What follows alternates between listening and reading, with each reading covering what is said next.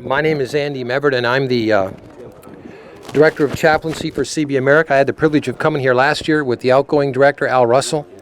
And we had a chance to conduct these action workshops. And I got to tell you, I enjoy coming here. This is like highlight of the year.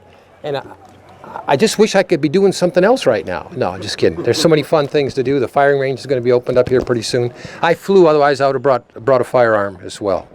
But anyway, I'm glad to see you. How many are here for the first one? Weren't here last time? So we've got, all right, we're going to do a repeat somewhat. We've got 3 different chaplains who are going to share in just a moment. But I want to give you a little bit of history, where chaplaincy began in the CB movement.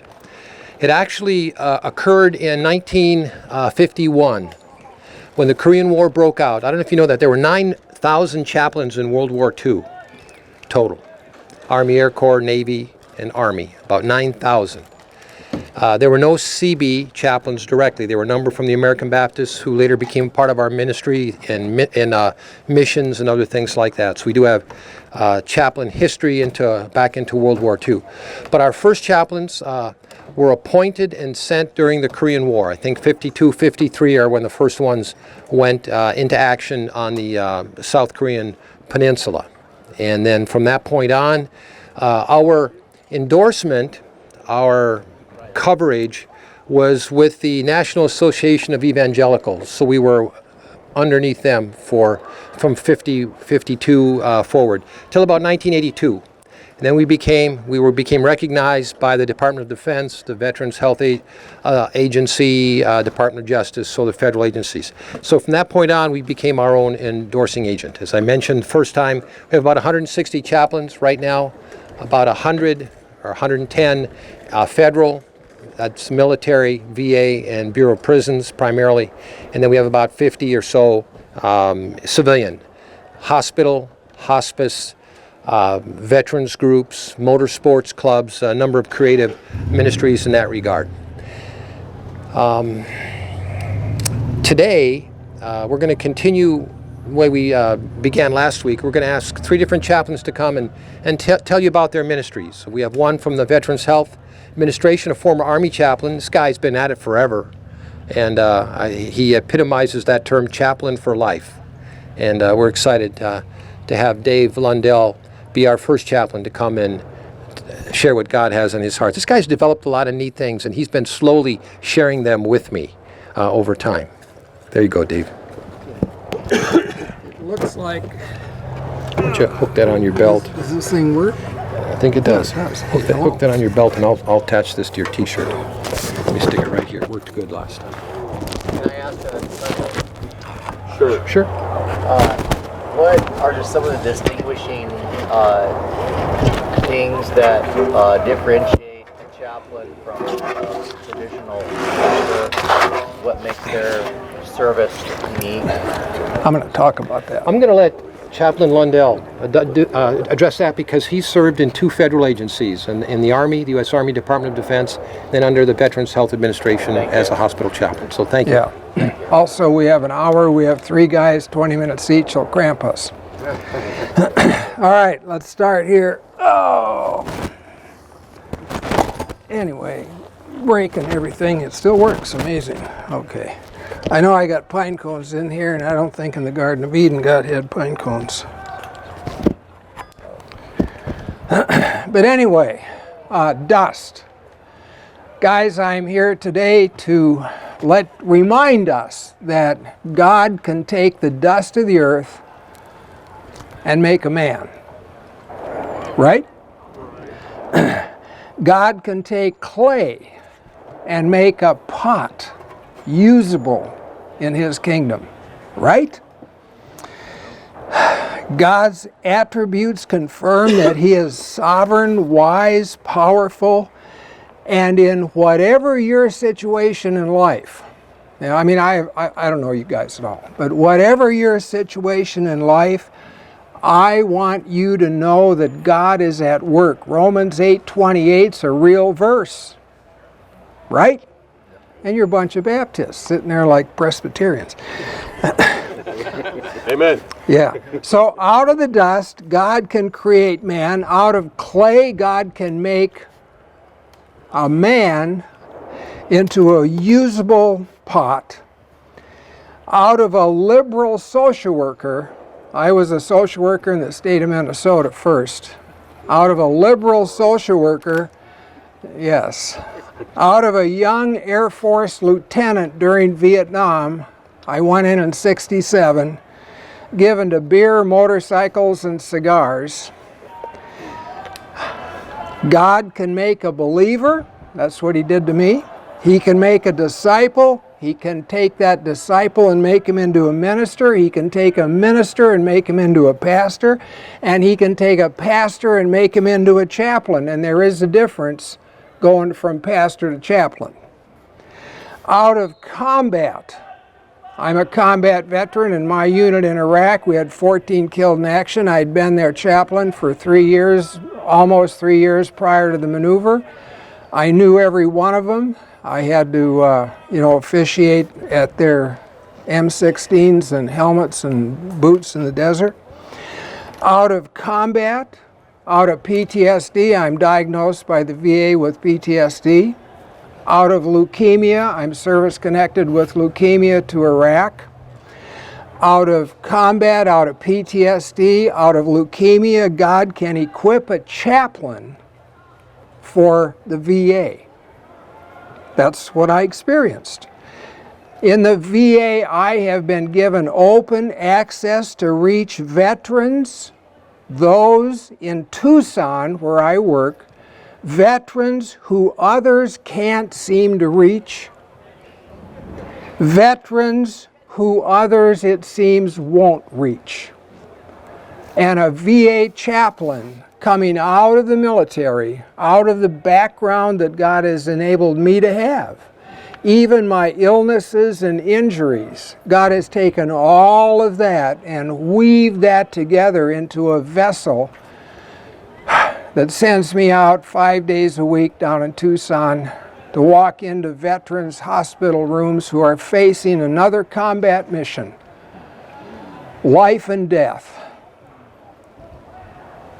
Cancer, surgeries, all kinds of things, heart attacks, self-referrals into our 40-bed inpatient psych ward because of suicidal ideations or excessive alcohol use.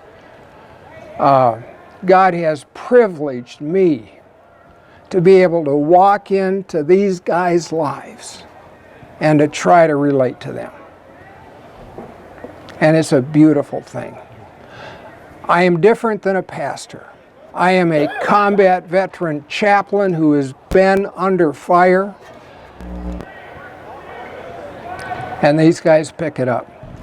I was 6.5 years in San Diego at the outpatient OEF Iraq Afghan combat vet outpatient mental health clinic dealing with their PTSD and military sexual trauma. By the way, more men in the Army are diagnosed with MST than women are. One day I was talking to a guy who'd been a Navy SEAL. He had tattoos, sitting in my office in a strap t-shirt. Somebody dropped something out in the hall. I mean, a book or something. Bam! Man, he and I jumped. He looked at me, he said, "You're one of us, aren't you?" That opens doors. When God puts us in a ministry where we can relate to the kind of people that God has made us to be. Hello? Pray for that. In your life, wherever you're at, believe that God can be at work if you just give yourself to Him, yield to Him, follow Him, study His words, pray, seek His leading and the Spirit of God in your life. Like the guy said before me on whatever he was here talking about, I sat there and listened. But he said, if you've got a pulse, God's got a plan for your life. And I think that's true. All right, let me run through what I've got here. I've got stuff to show you. I've got some stuff here that I can make available to you after our session together. I'm sitting over here. I'll show you what I got. Yeah, okay, quickly to run through this. I have a Master of Divinity and a THM from Western. I've got 12 years in the Air Force Intelligence, not chaplain. Not chaplain, big time. Not even churched. Not even religious, okay, you got it? I got 18 years in the Army, and then 8.5 years now in the VA, a year in Portland, up here in Portland at the VA doing my clinical pastoral education, 6.5 in San Diego. And by the way, in San Diego, the clinicians, the psychologists, psychiatrists, had a team of 12 of those and about 20 social work therapists. I was their full-time chaplain resource, dedicated to serve and help them. These clinicians, PhD level guys and gals, they got to know me. I was honest and upfront to them. I let them know I'm a chaplain, I'm a combat veteran, I believe in Christ, I believe in the scriptures, I have an answer for these guys. They sensed it in me, they trusted me. My whole 6.5 years, I averaged 3 to 5 new referrals every week. I had an evangelistic ministry that allowed me to sit in my office and simply follow up on contacts these unbelievers were sending me. You can't design a better ministry than that. I don't think. Down in Tucson now, I'm the supervisory chaplain. The chaplain-elect, John Sankey, knew me. He was in the 1st Infantry Division with me. He postponed his retirement until I could get there to take over for him. We got 285 beds on a 116-acre campus. We got the largest blind rehabilitation center in the VA. We got cardio. Phoenix sends cardio people down to us. This big inpatient psych unit, SARTEP, Substance Abuse Recovery and Retraining Program. I teach in there. The guy before, he said, if men get it, others, what do you say? Everybody else gets it. Everybody gets it, yeah, something like that. Everybody's better off. I teach us a lesson to the substance abuse people. It's entitled, Got It? With a question mark. And I teach them that you ain't got it till you got it. Anyway, I got a good lesson. And they stayed in my classes. They stayed. We got hospice, Alzheimer's, we have deaths every day. I've got 6 other chaplains working under me. My ministry down there is to cover the emergency department, the clinical decision unit, the step-down unit, 2 South medical surgical, and 1 West, the psych ward.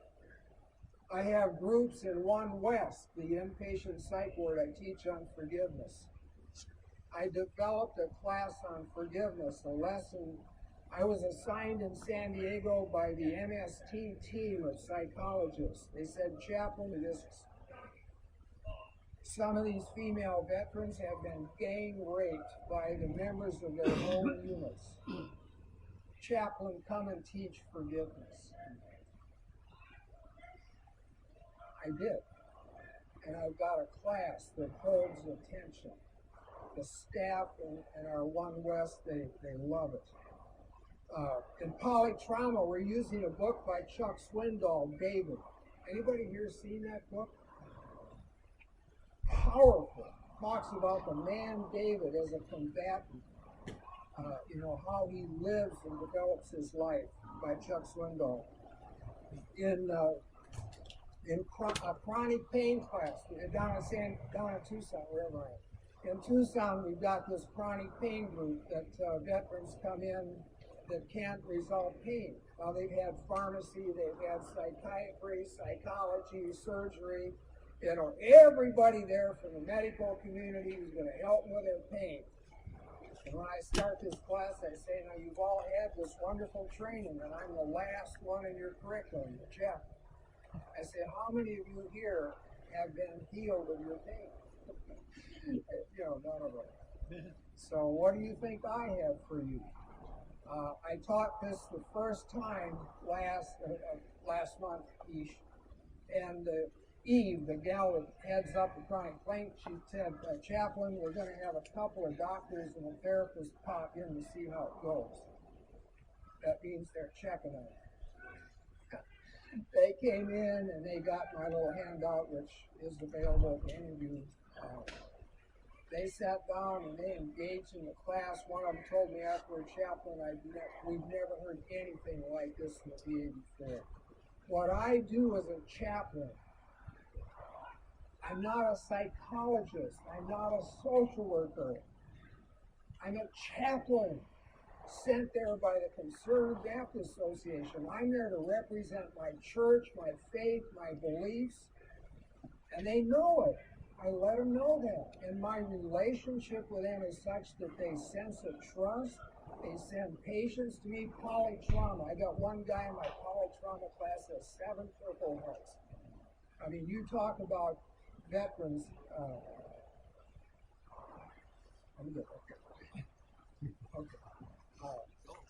Yeah. Well, I got too much to say. Okay. The big thing I do, I wanted to share this. One of the big, chaplains don't offer treatment. That's the one. But veterans come into me, especially with PTSD, and they come in with legs missing, arms missing, with a prosthetic skull. You know, their skull bone was decaying, and they had to put in a prosthetic skull. I mean, all kinds of stuff that comes into my office. And the big issue of these guys and gals coming in to see a chaplain is they come in and say, Chaplain, where was God in this life? Chaplain, I was maybe raised in a Christian home, and I took God into combat with me. I trusted Him to have my back and to take care of me and watch over me, and look what happened. I've had, I don't know, maybe sailors come in and describe to me their view of God in sailor terms. A pastor may not like that. A chaplain loves it. I want these guys to unload their heart, their mind, their thinking. I need to know where they're at. And I need to take my callous, non-church background and relate to these guys and help them move a little bit. See, this is evangelism. To me, evangelism isn't necessarily leading someone to Christ. Amen. When that happens, I carry the bridge to life. I use it most every day. Get to go through it with a veteran or two. I do that. But if I can move a veteran from here to here, I have succeeded. My prayer every morning when I get up is, God, today, can you give one little opportunity today that's going to be noted in eternity? No, it's the German 12. God, in eternity, is there going to be something that happens today? And you know, it may not even be in the life of a veteran. It might be in my life. God uses veterans in my life. It is exciting. Anyway, what I do, the Odyssey, Chaplain, where was God? When I got leukemia, I asked the same question. God was there. God knew this. I have found, and I use a book right here, and I cover oncology, by the way, a book by John Piper, Don't Waste Your Cancer. He talks in here about cancer can be a gift. It can be your friend. I ask people, is there anything good that's come out of this? Put Chaplain for the summer sports clinic in San Diego for 5 years. That's where we have severely disabled veterans come to San Diego for surfing, kayaking, sailing, track and field, whatever, all this stuff. I went to the surfing venue one day and I went out there and they catered the lunches. So I got this wonderful lunch. I thought, well, where's Dave going to sit? And I saw a picnic table over there with a kid in a wheelchair and like 4 other people, maybe his family. I go over and I say, I'm the chaplain. Would you mind if I join you guys for lunch? And they said, no, chaplain, have a seat. I sat down. I said to the kid in the wheelchair, I said, what happened? His dad interrupted. He said, Chaplain, my son was the first U.S. Army chaplain assistant in Iraq to be injured in an IED. He was a quadriplegic. I mean, it was an honor for me as an Army chaplain, to sit with this guy. And I asked the question I ask every day to people within weeks of death, people facing things. I say, is there anything good? And the kid sitting there, a young man, quadriplegic. Is there anything good that came out of this? His dad butted in and said, Chaplain, this is the best thing that happened to my son or to our family. The wife echoed that. The daughter even shared things. The son shared things. Where his life was at, where their life was at. This happened. It turned them around. Guys, we have to have the courage to engage people where they're at. As anything, I had a guy getting chemo the other day down there, sucking juice, and his wife sitting there. I did that, man. I had 5 chemos, lost my hair, looked like this guy. Anyway, by the way, if you want good hair, try chemo. But anyway, I asked this guy getting chemo. He had a tumor removed. The tumor was coming back. Chemo wasn't doing it. He said, Chaplain, they give me about 2 months to live. His wife sitting there, and I said, I got to ask you guys a question. I said, has anything good come out of this cancer? They lit up. They lit up. See, a psychiatrist won't ask that, right? A psychologist won't ask, has anything good come out of this evil? Doctors, the chaplain. But by golly, we have to be ready to back up, to reinforce with how good, how glorious God is. That's my treatment. I engage veterans in attribute meditation. Now, time's up. Veterans. You go into a Christian bookstore and buy a book on attributes, you will not find a book with 48 attributes. Maybe 12, 14, how many scrolls you got, whatever. I think an infinite God has infinite attributes. I have 48 attributes that veterans give me. One guy we're talking about, his dad. His dad's a drunk, was beat him. He's had the terriblest father in his days. But this kid was a believer. And we got thinking, well, wait, God is your father. He said, Chaplain, you're right. I've had a wonderful father. He said that needs to be one of your attributes of God.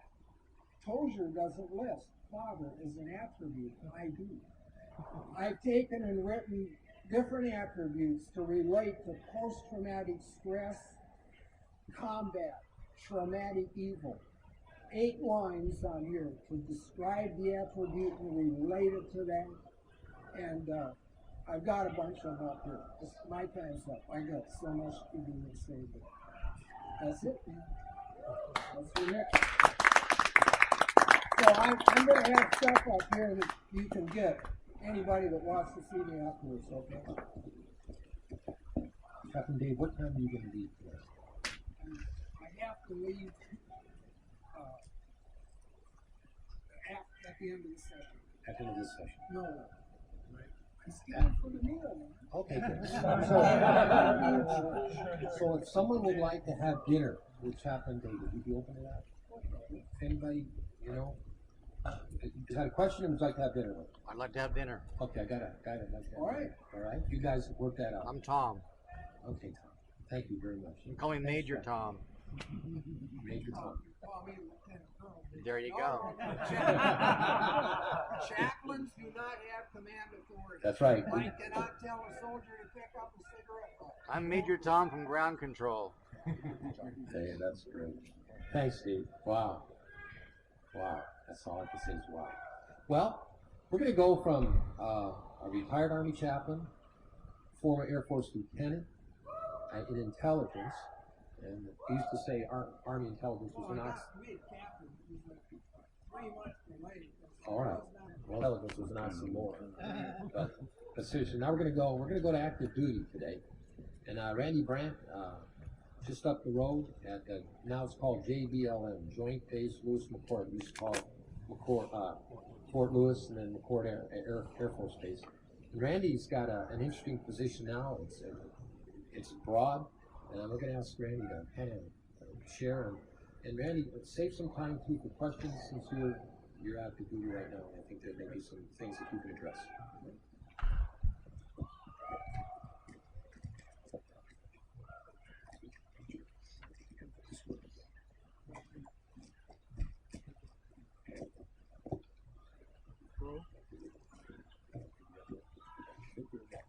Gonna be one, gotta be a big red one. That's right. All right. Well, good afternoon. I'm Randy Brandt. Right now I'm active duty Army chaplain. I started out in the Air Force in 1976. I was a radical hippie teenager kind of thing. My dad was in the Army and I ran away from that to get as far away as I could. I was not a Christian at the time. I joined the Air Force. I became a cook. That was my goal in life, was to be a nutritionist. I wanted to enlist and get the benefits of the educational benefits, and I did that in the Air Force. But through the process, I got introduced to some friends that led me down a different road through drugs and alcohol. I ended up as a confirmed alcoholic, diagnosed, and drug addict. All the different measures, all the way to shooting up and going down that road. And God finally got my attention. Took a bad trip with some LSD and went to hell with Alice Cooper, if anybody remembers that album. But and ended up down that road and had the hell scared out of me. Jesus pointed out to me.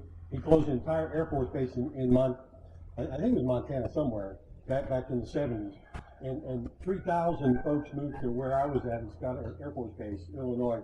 And 2 of them were on fire, Baptist Christians, and they both started hitting me one after another, whistling while they worked, enjoying life, passing out tracts, here's what the Bible teaches, kind of thing, making sure I had, and I did have a Gideon. How many veterans do you have? Did y'all get Gideons when you went through basic training? Remember that? That small little Gideon Bible. Absolutely. I still had that. And so I'd take those tracts and I'd read it, compare it with what was in that little Gideon Bible that I had, and man, John 3 finally just came alive to me. In John 3, he said, "You got to be born again." And I just, I knelt in my barracks room, Scott Air Force Base, Illinois, and in between the spin grind and the wash cycle, I accepted Jesus Christ as my Lord and Savior, and He put me on a road of change ever since then.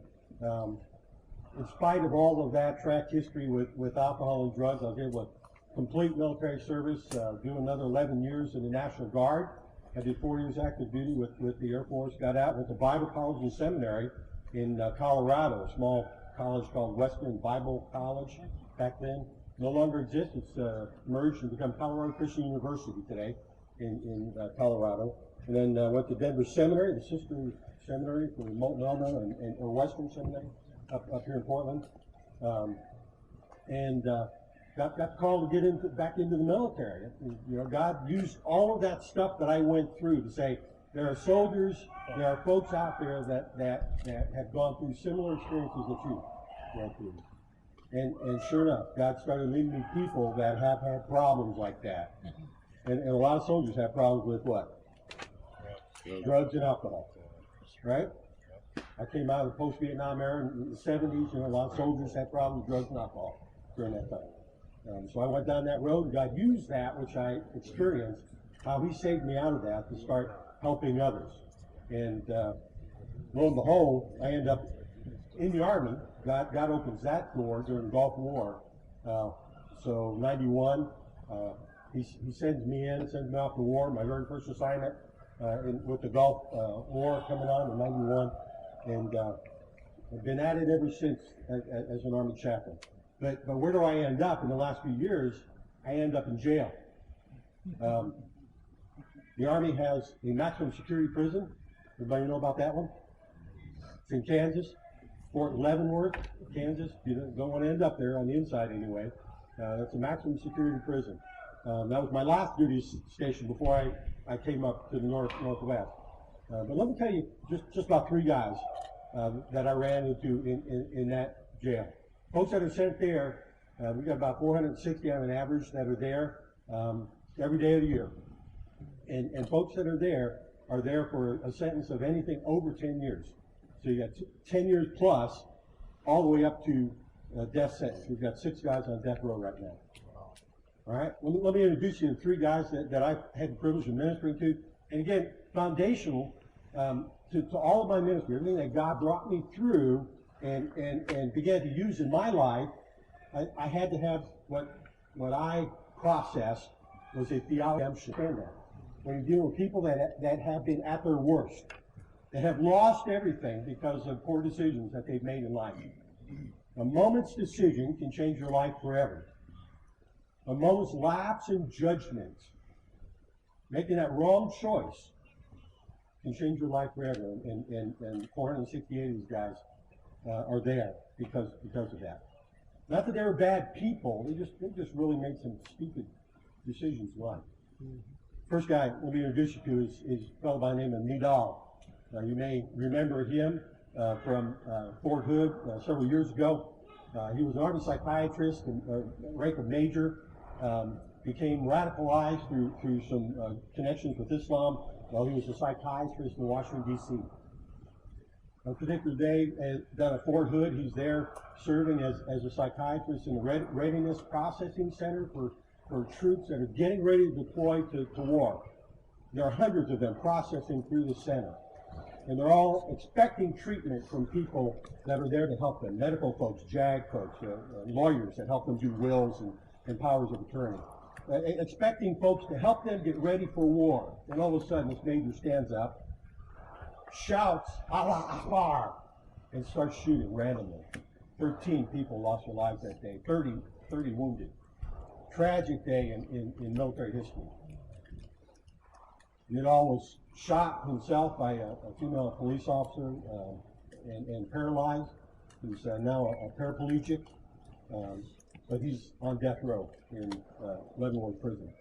One of my jobs, as I went to work every day as a prison chaplain for the United States Army, would be to visit every death row inmate every day, 365 days a year. A chaplain has to put eyes on these death row inmates. And so I would get the privilege of walking by Nidal's cell. Big glass front, he's in there in his wheelchair. And again, a theology of redemption. Can God save a man like that? I believe he can.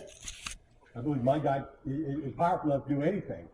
And so when I walk by that cell, I have a chance to engage that man. And he engages me, very personal. And he sits in his wheelchair, he rolls up, he opens up his front. Chaplain, can we talk? I say, yeah, I'd love to talk. Chaplain, can I read some passage to you? Sure, go ahead. Can I read something to you? And we begin a dialogue. Every day that I would go by, we would have a dialogue. And we would end with, Chaplain, we're not going to agree, but I'm going to pray for you. I said that you will know the truth. I said, Nidal, I'm going to pray for you too. I'm going to pray the exact same thing. That our God, my God, will show you the truth. Then I move on to the next cell. He hasn't gotten saved yet. But as a chaplain, again, you've heard that several times. It's not our job to save people. That's not what we're supposed to. God does that. But to plant the seed, to give that gospel truth, that he would agree. He would talk about Jesus in the Quran, talk about the miraculous things that Jesus did in the Quran that Muhammad never did. And we would agree on those things and share them. I said, wow, Jesus is pretty incredible dude, isn't he? Yeah, he is. But being able to get him to that point of saying, and I want to worship him as opposed to something. We're not there yet. So I would ask you to pray for Nidal. The theology of redemption says that as long as he has breath, there's a chance for God to bring him to a point of salvation. And I pray for him. And I would ask you to do that too. Another man, guy from this area, actually up in Fort Lewis, his name is Robert. Robert went to Afghanistan. A lot of folks went to war over these last 14 years. I went to Iraq. Dave mentioned that combat experience. I was there for a year in 2004 and 5. Combat chaplain with the 1st Infantry Division, Big Red 1. And a lot of folks have seen combat. And combat does something to you. It does.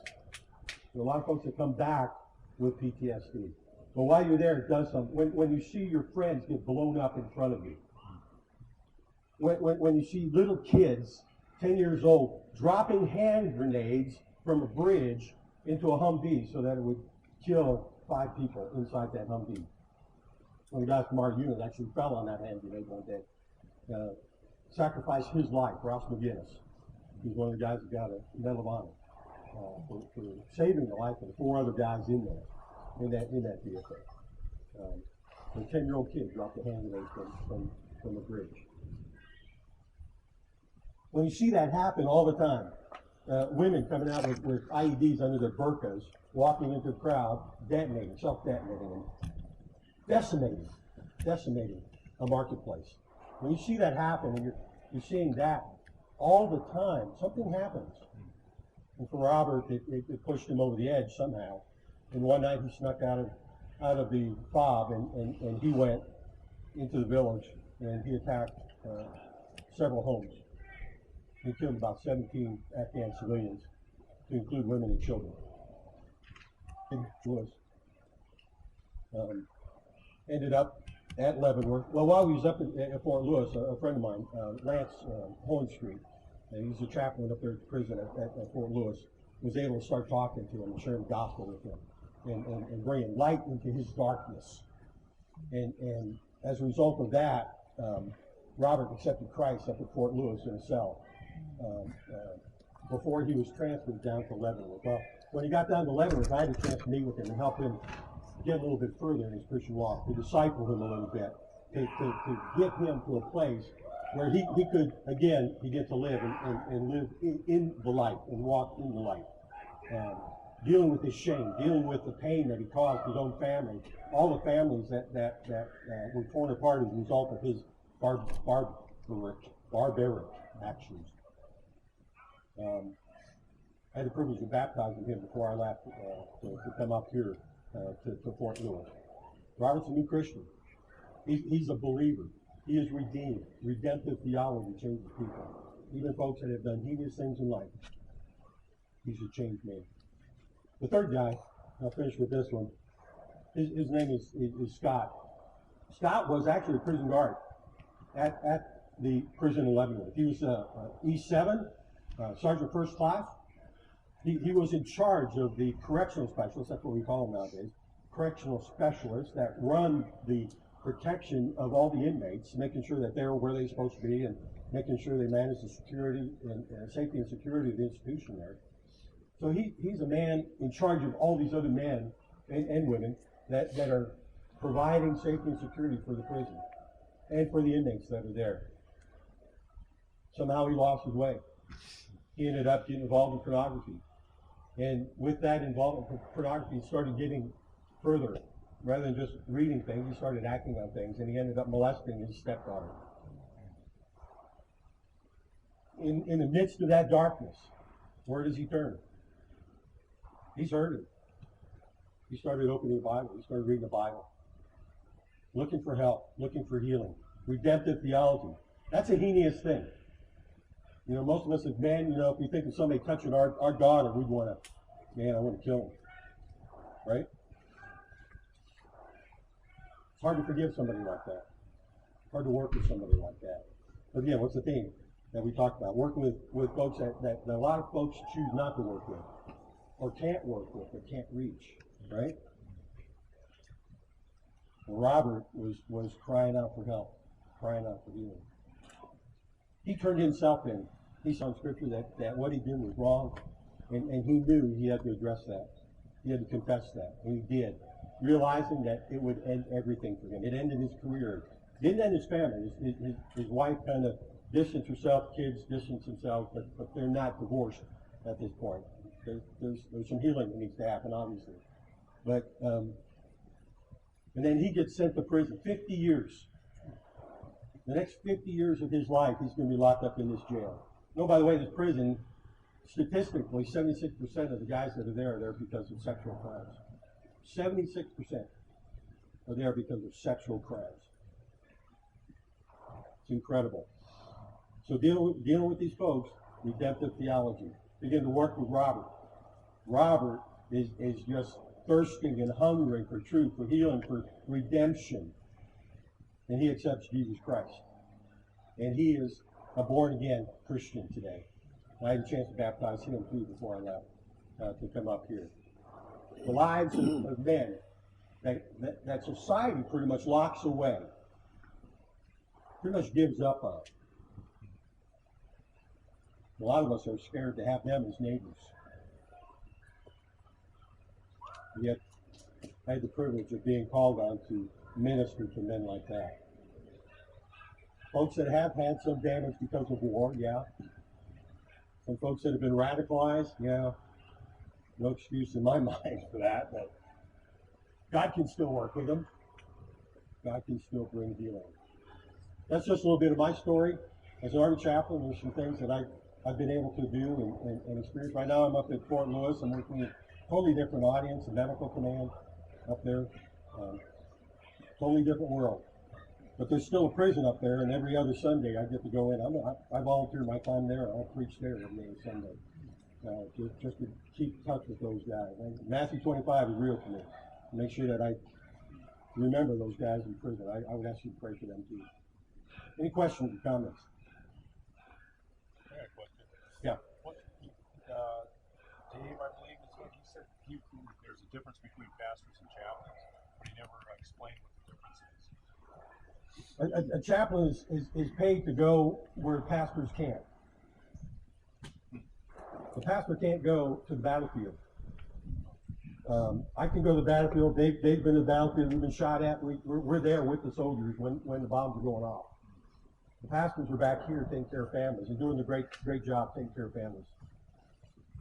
But the chaplains are on the battlefield forward with the soldiers, bringing God's soldiers.